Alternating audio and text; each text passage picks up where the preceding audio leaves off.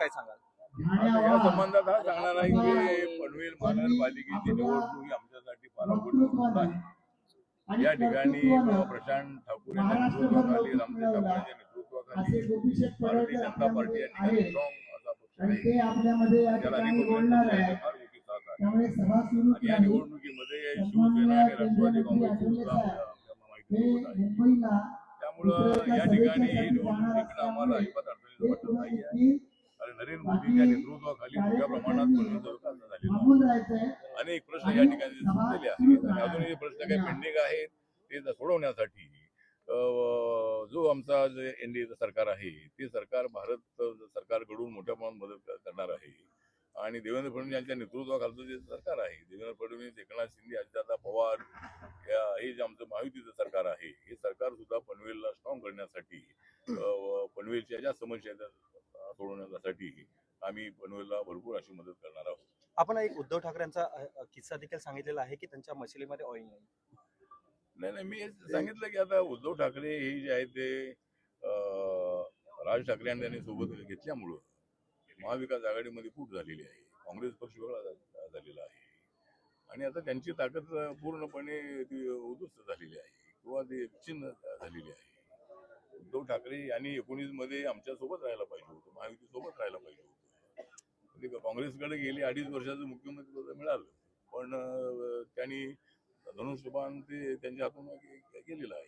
त्यामुळं बाळासाहेब ठाकरे यांच्या विचाराची प्रतारणा करून त्यांनी देवेंद्र फडणवीस यांच्या पाठीमध्ये घुसला होता आणि त्यामुळे त्यांचं मोठं नुकसान झालेलं आहे। त्यामुळे तिकडे जरी ते गेलेले असले तरी आता मुंबई महानगरपालिकेमध्ये राज ठाकरे त्यांना फायदा अजिबात होणार नाही, कारण मुंबईमध्ये 60% नॉन मराठी वोटर्स आहेत, 40% मराठी वोटर्स आहेत आणि त्यामुळं राज ठाकरेंना सोबत घेतलेलं असल्यामुळं त्यांचं मोठं नुकसान होणार आहे, पाणीपत होणार आहे। आणि आम्ही सगळी महायुती जी आहे, बीजेपी, शिवसेना आणि आरपीआय, आम्ही सोबत सगळे लढतो आहोत आणि मुंबई महानगरपालिकेसुद्धा आम्ही जिंकणार आहोत, पनवेल महानगरपालिका आम्ही जिंकणार आहोत आणि महाराष्ट्रातल्या 29 महानगरपालिका जी आहे त्याच्यामध्ये 90-92% महानगरपालिका आम्ही जिंकू असा मला विश्वास आहे। लाडक्या बहीण योजनेचा फायदा महायुतीला, लाडक्या बहिणींचा जो फायदा आहे तो होणार आम्हाला विधानसभेमध्ये जास्त फायदा झाला होता आणि आता ही लाडकी बहीण योजना सुरू असल्यामुळं त्याचा फायदा मला होणार आहे, कारण ही योजना बंद पडणार अशा पद्धतीचा अफवा पसरवण्यात आल्या, पण मुख्यमंत्री आणि उपमुख्यमंत्र्यांनी अनेक वेळेला जाहीर केलेलं आहे की ही योजना अजिबात बंद होणार नाही। लाडक्या बहिणीच्या पाठीशी आम्ही आहोत आणि ही योजना चालूच राहणार आहे।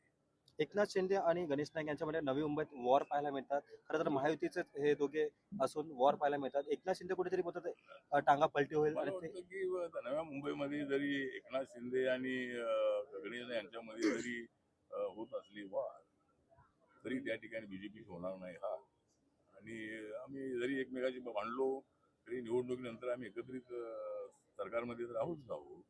ज्या ठिकाणी जागा बीजेपीला कमी पडतील तिथे एकनाथ शिंदे आमच्या सोबत आहेत, अजितदादा आमच्या सोबत आहेत। त्यामुळं आम्ही जरी भांडलो तरी आमचं भांडल्यासारखं आम्ही करतो, पण आतून आम्ही एकच आहोत।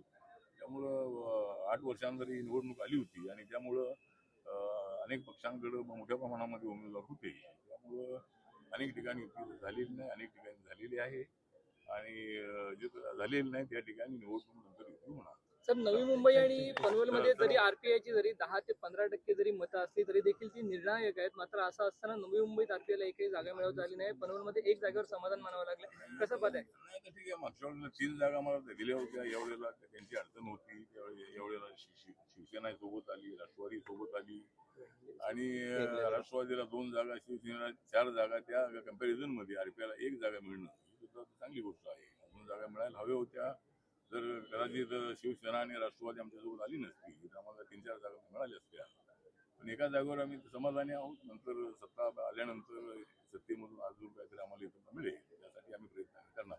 असं असलं तरी